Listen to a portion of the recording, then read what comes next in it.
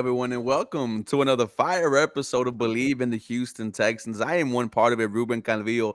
I am joined by always by my guy Harley Dugan, and we have another special guest for you. We are going to keep on racking them up. John Crumpler from the USA. How's it going, buddy? Ruben, Harley, it's good to finally get on the show with you guys. It's going great. We're really into the summer here, so it's a fun time to talk about the team. Fun time to talk about the team.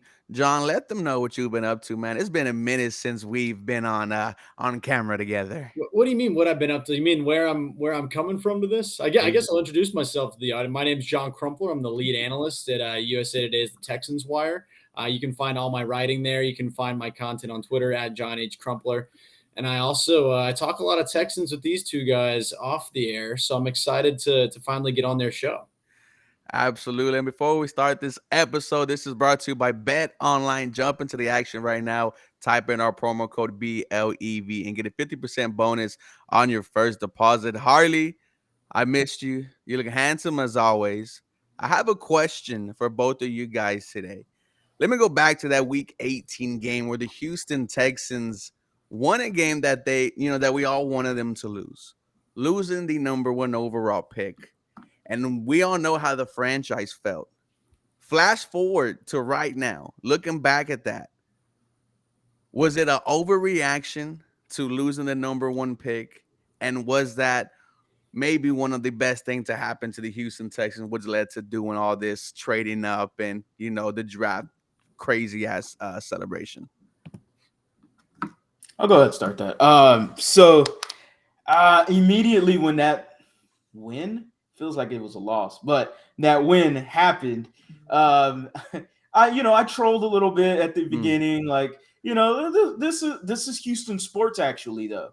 Like this is what pain is. Pain is defined by Houston sports. Like we know pain. It goes all the way back to 1980 with Lorenzo Charles dunking against U of H in the five slam and jam and NC State's huge upset. And I mean, and it keeps going on in chronological order and just absolute great massive events that are hurting the city of Houston and the sports realm of it. So yeah, this needed to happen. It's like a canon event, right? There you It's go. a Spider-Verse canon event for the Texans. It needed to happen because it was supposed to happen. This is Houston sports. Overall, yeah, I trolled a little bit. I kind of messed around. And then when I fully thought about it, I was like, man, because at the time, and John and Ruben know this, I wasn't completely sold on Bryce Young at the moment.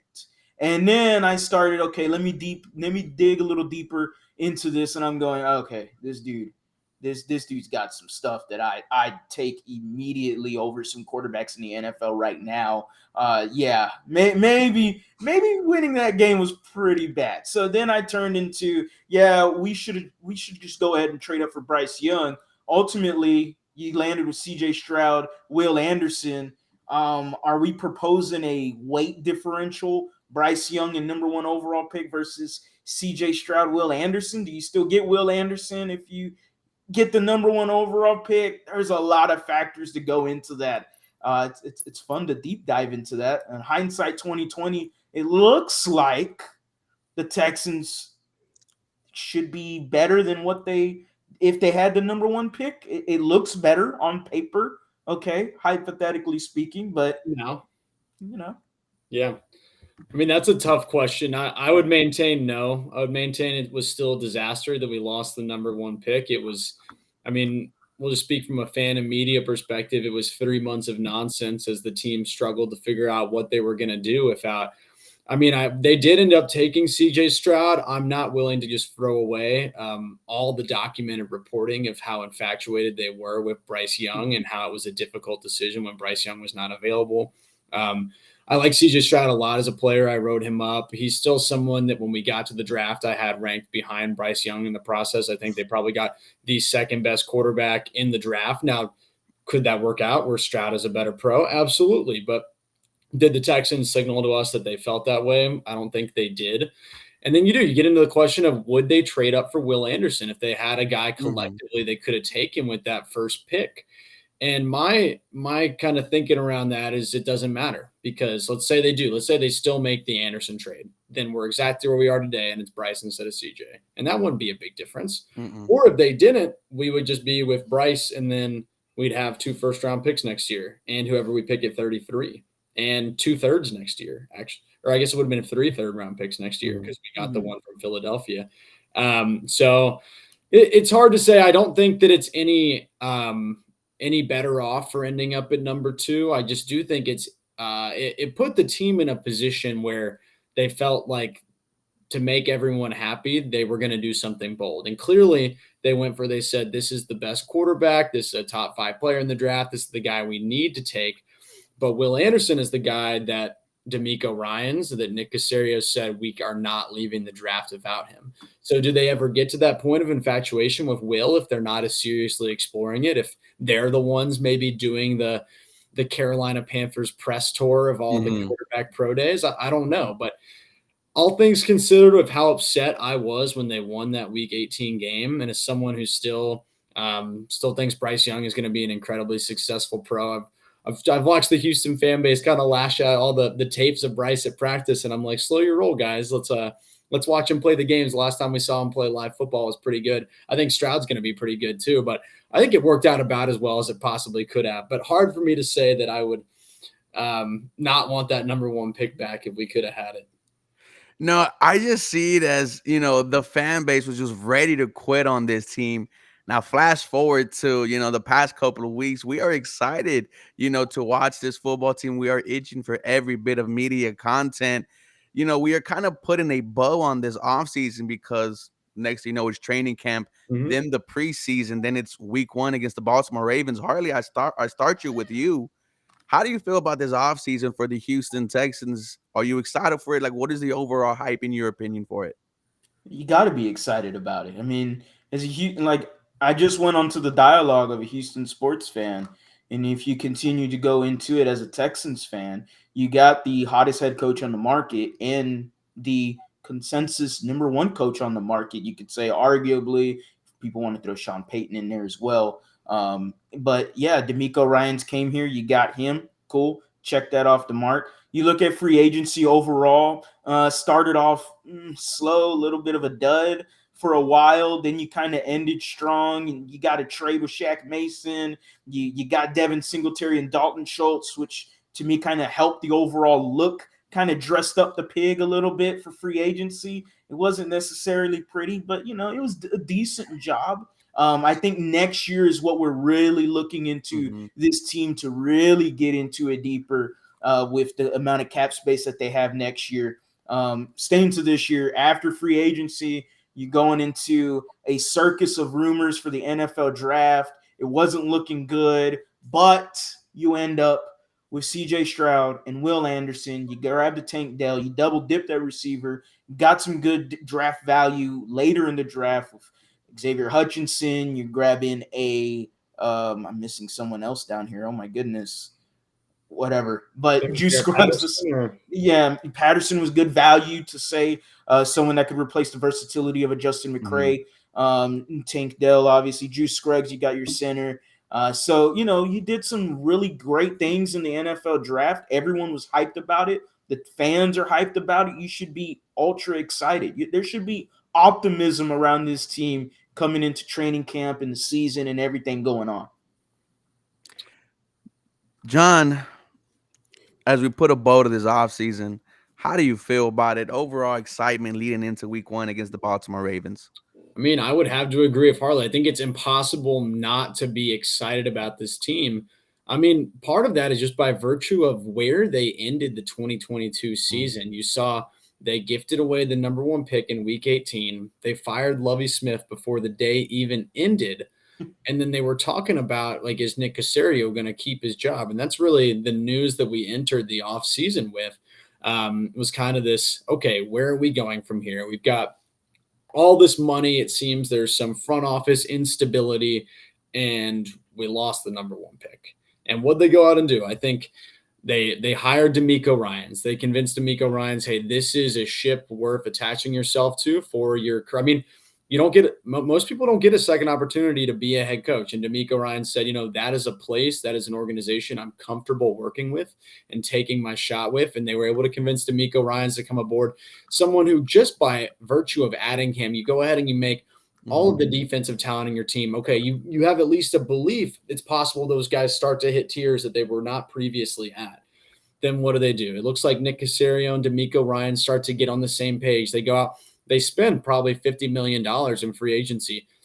Now, are people mad about the 1-year deal? Do we all agree exactly how they spent that money? I don't think we would all agree with every single decision what they made.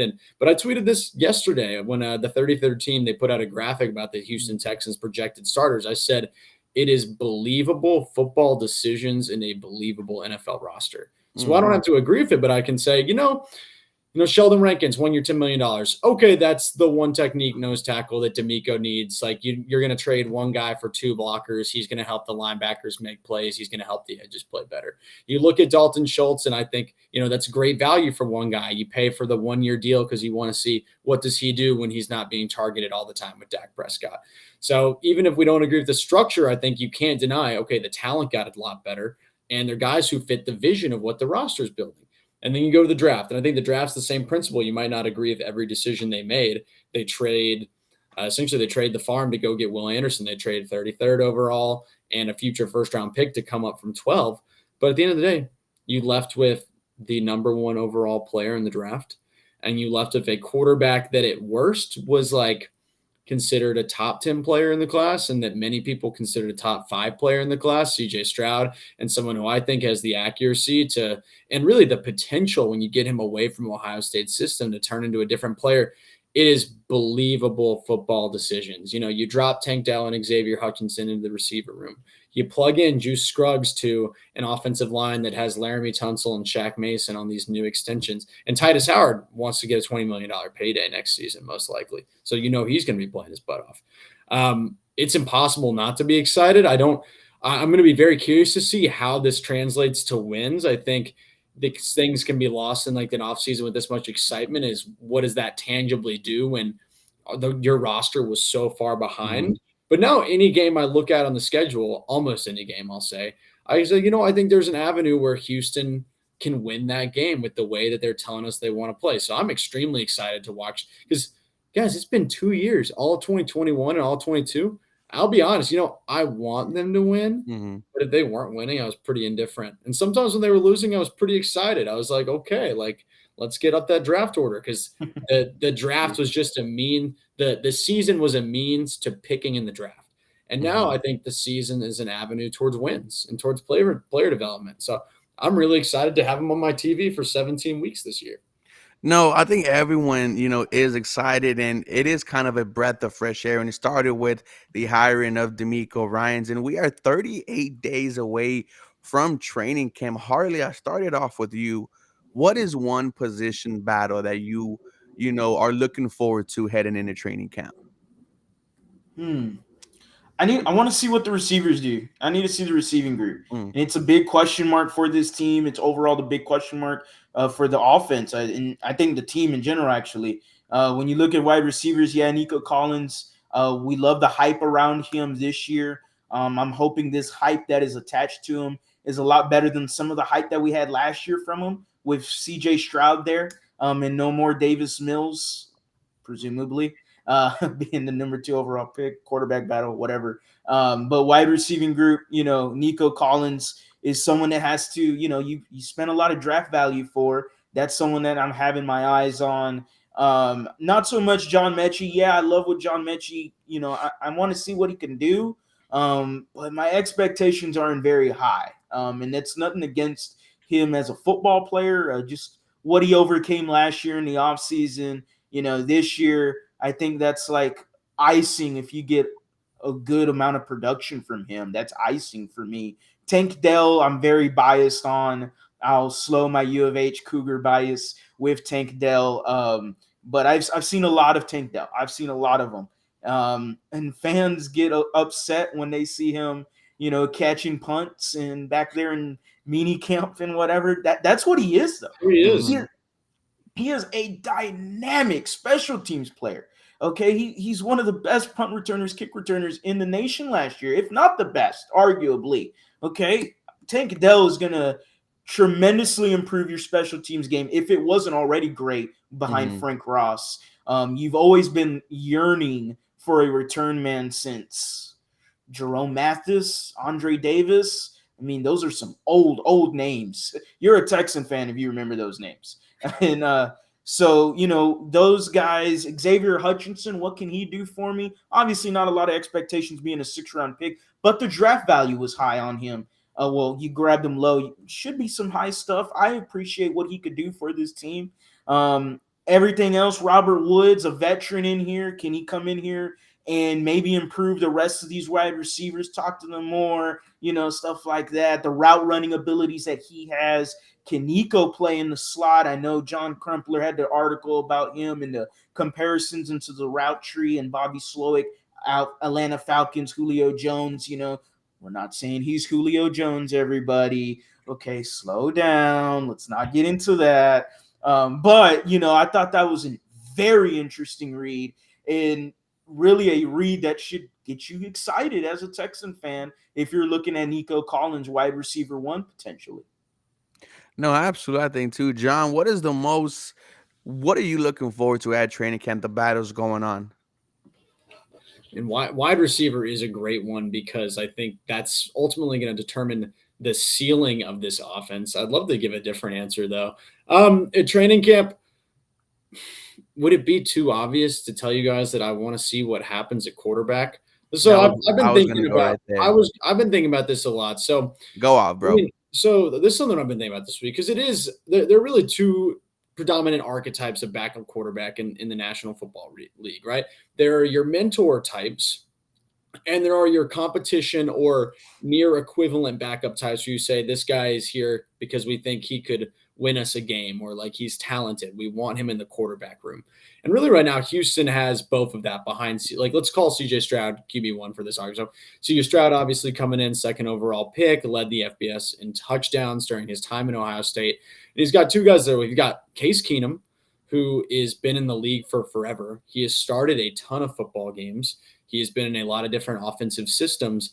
He's really there to gel Stroud's transition into Bobby Slowick's offense, to help him with kind of the nomenclature of the offense, of understanding it, and to answer questions as just someone who's been there, who's played the game compared to Bobby Slowick's status as someone who came from a Pro Football Focus background. And then on the opposite end of the spectrum, you've got Davis Mills. And Davis Mills was terrible last season. We have to be transparent about that. I really like that people defend him in the fan base. I love that's what fandom's about. Fan is short for fanatic. But Davis Mills is still a really talented thrower of the football. Like Davis Mills, this is a guy who was the #1 high school recruit at quarterback for his class. This is a guy who was drafted in the top 100 of the NFL draft after not doing a lot at Stanford because the idea was there's a lot to work with there. And he's not someone who's just going to fold over. I mean, very smart guy, very hardworking guy. I got pleasure to meet him a year ago. And I think that's someone who genuinely does believe that he can push for this job as someone, CJ Stroud's never seen the offense, but neither has Davis Mills. And so it's this perfect environment really to just go see what happens because he has the support there. But at the same time, I think there's a pressure situation with Davis Mills. And I don't think this staff would be afraid to start Davis if Stroud isn't ready. So I'd say, what can you go do with this? And can you show that you are clearly better than these 2 guys? Because by all accounts, you are. Your production has shown us that. Your talent has shown us that. Can you go out and win that? So I want to watch Stroud really take that job with authority. Of course, the locker room, I do love the veterans are saying really good things about him. It seems to be the kind of personality you want at that position. But at the end of the day, the job has to be earned, and the guys are going to see who the best quarterback is, especially if they're switching reps with the first team. So I'd like to see Stroud take that position with authority during training camp. Harley, how do you feel about that? To me, I honestly think that it should just be CJ right off the bat. Crump just mentioned last year, Davis Mills, he was horrible. And, we all saw it. We all gave him the benefit of the doubt. I think that the future is CJ Stroud. You don't want to take any type of first team reps away from him, but that's just me. How are you feeling? Yeah, I mean, we talked a little bit about this with Paul Gallant last week, and I just think that the Houston Texans are being precautious right now with CJ Stroud. I think they're gonna play it, just a little easy with CJ right now. And and when I look at the talks of each players from D'Amico Ryans, and you're like, okay, he talks about CJ Stroud, and he's like, yep, he's doing well, he's doing okay, and there's some good quote grabbers as well too.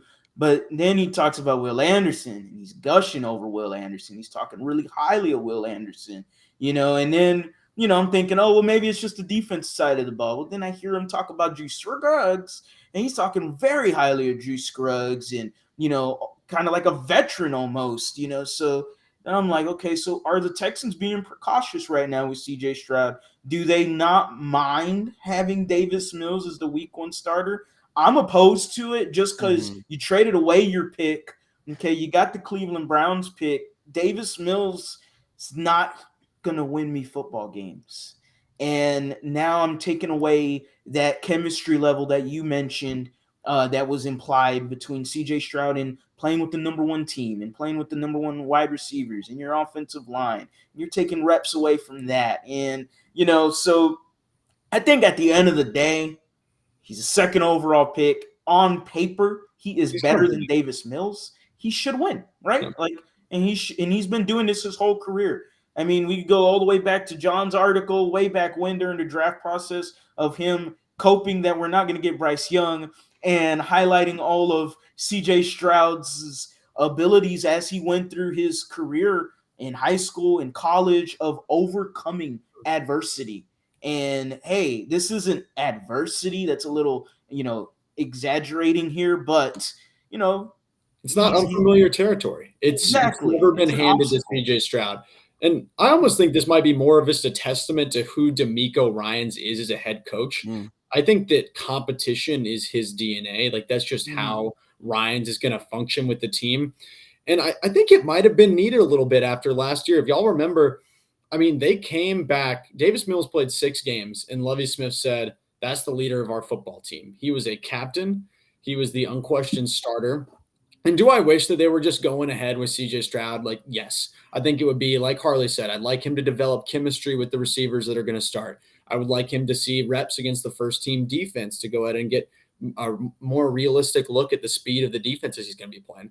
I'd like Bobby Sloak to see what can this guy do really well and what can he not do, because during those first few weeks, you need to build game plans around the concepts that he plays well with. Like, that's you have to do what he does well, because you're not winning the game if you're handicapped by or asking Stroud to do what things that he can't. But at the same time, I think it's just the culture of this team right now. Harley, I do love that you touched on how D'Amico Ryans, and I would say it's a little bit worse of Nick Caserio if y'all listen to him on 610. The way they talk about CJ Stroud compared to how they talk about Will Anderson. And I'm not trying to imply anything here, but it is very curious to me, the different ways that they're willing to highlight how Stroud is doing in camp versus how Anderson is doing in camp. It raises some questions that I definitely have. Definitely raised some questions, but like both of you have mentioned, CJ is used to this. Didn't start till he was a junior in high school. One of the last QBs invited to the Elite 11, was the MVP there. Then didn't even get put on at Ohio State until his boy talked to the coaches. Switching to the defensive side of the ball, Will Anderson, like we just mentioned a couple seconds ago, has been getting so much praise from our head coach, D'Amico Ryans. Harley, how does that make you feel about the number 3 overall pick? Excited. I mean, Will Anderson was consensus up to Jalen Carter, doing whatever happened and all that, extracurricular stuff outside of football. Will Anderson could have been generally consensus the number 1, defense player coming out in the draft, arguably the best player in this draft, according to some people that were doing mock drafts. So, I mean, I'm definitely excited. You traded up a lot of capital for him, and you need him to be the dynamo on defense for you. You need him to be that cornerstone franchise piece that you're willing to develop. You traded for boom quarterback. Oh, that's above all else. What's second to quarterback in terms of franchise cornerstone pieces? Defensive end edge rusher is right up there as well. In order to have success in football, what do we know? We got to throw the ball successfully. We got to get to the quarterback successfully. You do both of those things very well. The Houston Texans double dipped in that, seeing all the hype around Will Anderson and the quote grabbers. Hey, yeah, that's exciting to me as a Texans fan. And John, I go to you. Not only how do you feel about the number 3 overall pick, but kind of what are your expectations for him into this season? Since this is the first time we have you here on Believe in the Houston That's a Texans. great question. I'll start with the quotes. I'm going to be honest. Is it bad if I'm not excited? Like, I'm excited, don't get me wrong, but it doesn't make me any more excited than I already was. Like, I think one of the things that was so attractive about picking Will Anderson and why I felt like I feel pretty uneasy that they traded their first round pick next year. I'll be honest. Like, I don't know like how high that pick could be. But like, if you're going to do it for a guy like Will Anderson, like if it's a non-quarterback, I understand, because this was the guy that you knew every single thing that you were getting. You were getting a really good athlete with elite production at Alabama, with an elite work ethic. Like, pretty much everything on the slate said this is a perfect prospect, like, or almost perfect. I mean, like there's a reason some people liked Tyree Wilson higher just because of length, but that's so nitpicky. I mean, I think everyone said Will Anderson is the guy that has everything. And so when I hear those quotes, I'm like, okay, good. That means I trust what's going on in the front office, because this is who they told us he was when they picked him. This is who they signaled to us that he was, and now we're in camp, and it's like, okay, good. He's the real deal. I'm excited about that.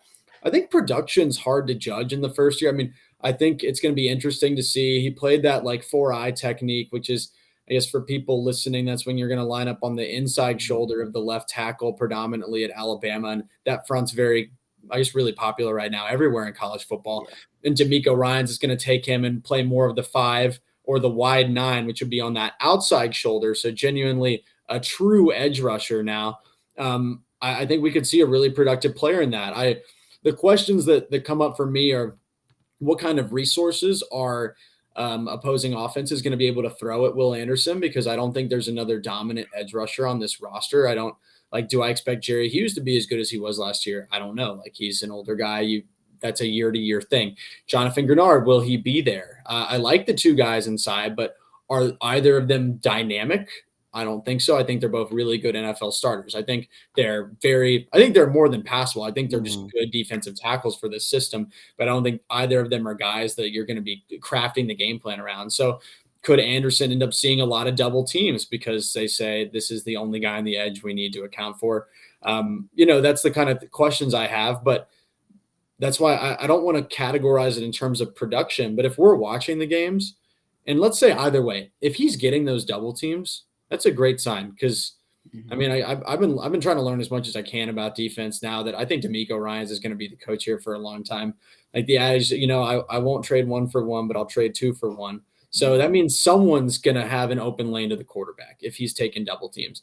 And if he's getting single teams, I think, and he's winning those matchups, we're going to be thrilled. So, I just want to see how he does on the field and how he got really against those big NFL left tackles, because those were the questions, right? When you turn on the Tennessee film, y'all remember me clowning Cody about the Darnell Wright for Tennessee. He had a tough time with that, because it was just a guy who he was quick and big, and like he had answers for Will Anderson's speed and his power. So I want to see what Anderson, and I think Anderson's going to bulk up, really. I mean, it's nice when you're out of college football and all you have to do is go to the weight room and be a professional football player. Like, I love that quote from the video. He was like, "You guys, my coworkers." Like, no. He is a professional football player. I'm excited about Will. I'm really excited about Will. It just whole D'Amico Ryans defense. I don't want to put expectations on it until we see it, but I think he's going to be really productive here. No, I am excited for the Terminator to be getting the sacks on Sunday. Boys, I take you back to last year's draft class. And dare I say, there might be 3 players that really break out. One of them being Derek Stingley. The other one being Jalen Petrie. The last one being Damian Pierce. Harley, I start this with you. How do you feel about last year's draft class in year 2? And who out of, the 3 who I just mentioned, do you see having the best season? Wait, pause. How are we defining breakout? Are we like the best season? Are we saying like who's most likely to be a Pro Bowler? Who's I most think all likely to three be of an them have All-Pro? a chance on being a Pro Bowler. Quite honestly, I think that one of them is just going to be like all pro type level. Okay, we're saying who do we think is most likely that they could be an All-Pro at their There position? you go. Yes. Okay, that's perfect. All right, Harley, you can start. Just wanted to know so I can start thinking about it. So when I look at the 2021 draft, immediately there was, after 2021, 2022 season happened, the injuries with Derek Stingley. But I also was always in the mindset of he never was in the right scheme. And the Texans, instead of drafting for a scheme fit like Sauce Gardner, who would have fit Lovie Smith's scheme, they went ahead and drafted Stingley off potential and what he ultimately did at LSU with the little bit of sample size that he had. But you really look at him in practice going up against Jamar Chase and some of the other wide receivers around LSU. So that gets you, that grabs the attention. Okay. So you grabbed him. Jalen Petrie had an amazing year for you last year, regardless of the 2,000 tackles he had in 1 year, which was just obscene. And, we don't want that to ever happen again because the run defense was the worst in the NFL. And Jalen Petrie, after the running back ran 12 yards, then Jalen Petrie grabbed him and tackled him down. Yay, congratulations.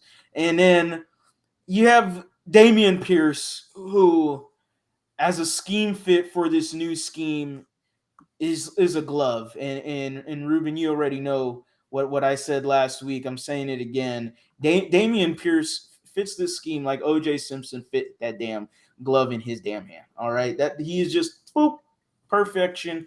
He's a power runner guy. He's also a one cut guy. He fits the scheme really well. And I'm very lenient to say Dameon Pierce. That feels like an easy answer for me, but I don't do easy answers. Okay, I'm putting a lot of expectations around the hype on Derek Stingley. I need him to come out here and have a Pro Bowl season. I need him to come out here and show me he was the number 3 overall pick for a reason. I need it. Okay, the propaganda for me and Derek Stingley, I am pushing it 150%. I need it to happen because I am sick of the Sauce Gardner, and I understand it. All-Pro rookie year, you're not going to find that again, all right? It's tough to find that. It's tough. I get it. But Derek Stingley, it just wasn't fair. He was playing with one hand tied behind his back. This year, if he's fully healthy, I expect him a Pro Bowl season, and I expect him to be dancing around All-Pro attached to his name. I think he could be that good and could elevate this Texans defense into another stratosphere, potentially top 15 defense if Derek Stingley plays to what I think he can play into. When I look at the 49ers defense in Salah and D'Amico Ryans, they had a lot of success with lower level cornerbacks and making cornerbacks play better than what they're supposed to be playing at. Richard Sherman was kind of just done in his career, it felt like. Goes to San Francisco with Robert Saleh. Oh my goodness, Richard Sherman's back to doing some Richard Sherman-like things, So Derek Stingley, D'Amico Ryans, I think it could be a match made in heaven. And I think it's going to overall, again, this is all on his health. And that is always the big thing with Stingley is the health issues. And I know everyone says, well, it's only one season. No, this goes back to college. This goes back to LSU and the health issues there. If he's fully healthy, I expect him to have a really good breakout season for the Texans. John, who do you think is going to be an All-Pro? All right. So I feel like Harley did a great job summarizing the 3 guys. So I'm not going to do that again. What I'm looking at, so there's only 1 All-Pro running back. There's 2 All-Pro corners, 2 All-Pro safeties. So I think Dameon Pierce could be the best of them this season, but I just think it's so hard to be an All-Pro runner, especially if the team's not going to win a bunch of games. I mean, Josh Jacobs had it last year and the Raiders were terrible, so I'm not going to rule it out. But I do think Singletary is a good enough player. And I tried to tell people this before the draft, like that was a priority backup contract. Like they signed him very early. It was 1 year. I think he got 1 year, $2.5 million. Like I think they have a role in mind for him that I don't see. I think Pierce is going to lead the backfield by like a good bit, but is it going to be a lion's share? I'm not sure about that. You go to corner. The league is so good at corner right now. Like there are so many good cornerbacks in the NFL right now. And you have to pair that question with Stingley's health. So that for me would be the hardest part about picking Stingley for this question, because I think the league's loaded at corner. So the 4 guys last year, Sauce Gardner, Pat Surtain, Jerry Alexander, James Bradbury, that doesn't even get to some of the league's other better players. And then is Stingley going to stay healthy? So I think Stingley could be great. Yes, I see you, Harley. I know you don't like this, but it would be hard for me to envision. It's hard for me to pick him in this group because it's not a great safety league right now. I think there are not a lot of big names at safety. I think Jalen Petrie, I think some casual fans might even know who he is because he had 140 tackles as a rookie because the defense was so terrible. And I think is D'Amico Ryan's defense going to be better? Yes, I do not. I think Lovey asked way, way too much from his defensive backs in tackling last year. And part of that was that the linebackers are horrible. And guess what? The linebackers are horrible again, I would say. I mean, I think Denzel Perriman's an upgraded middle linebacker. Am I expecting a resurgence from Kirksey? Maybe. Do I think Christian Harris can take a big leap? Maybe, but not sure thing. So I still, I see an avenue for, last year, Talanoa Hufanga from San Francisco under D'Amico Ryans. He leapt to an all-pro caliber player. Can Jalen Petrie? This is a guy who I think is going to play 100% of the snaps. And he is a freak athlete. He's a great tackler. He has been since he was at Baylor. Could he have the big numbers on a team that surprises at a weak position? I think he could. So I'd have to pick Jalen Petrie if I have to pick one of them to be an all-pro, just because of some factors that aren't really they're more contextual factors of the conversation. But I think if I had to pick who's gonna be the best player potentially, probably go. I think Dameon Pierce, really well made for this scheme. If I have to pick all-pro, I'm gonna say Jalen Petrie. No, I am very high on number 5. Like you said, 140 plus tackles, 5 interceptions, 8 pass defenses, all over the field for the Houston Texans. John, we thank you for coming on a fire episode of Believe in the Houston Texans. Where can they find you, man?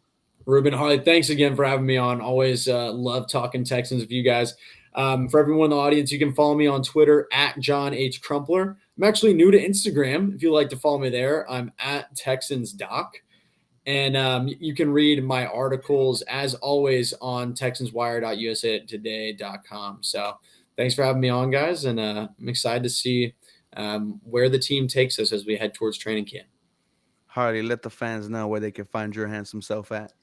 You can type in @the_lead_HOU, the handle down below. Type it in on YouTube. You'll find out the YouTube channel. 2,000 subscribers on the road to 3K. We're hoping to get to 3K by the end of the year. In order to get there, I am doing a D'Amico Ryans signed football giveaway. If anybody is subscribed to the channel, and you have to subscribe to the channel, I will be giving away a D'Amico Ryans autograph signed football. Yes, it is very near and dear to my heart. But hey, I want 3K. I want more subscribers. And I'm trying to get bigger on YouTube, man. I'm just trying to grow the platform and do my thing. I appreciate everyone. Ruben being on the channel, John being on the channel, many people. It's been a collection and an effort from everyone, so I appreciate it. So go ahead and subscribe. You don't want to miss out. Yeah, no, subscribe to these guys. We've been knowing John for, I think, almost 3 years now? Yeah. Oh, my God. It's weird. I can't believe there was a time in my life when I was using Twitter pretty frequently and not talking to you guys. Yes, it's been some time now. I don't know how we met, but I'm glad we did, guys. Yeah, I don't know. We did. It's just, we could all agree, man, this football team gives us pain. Hopefully the pain goes away. You can find me on 713 Houston Sports. I am close to 7K. Subscribe, follow me on Twitter at 713 HSP. Shout out to Believe for giving us an opportunity to talk about this Houston Texans team. You guys have a very blessed day.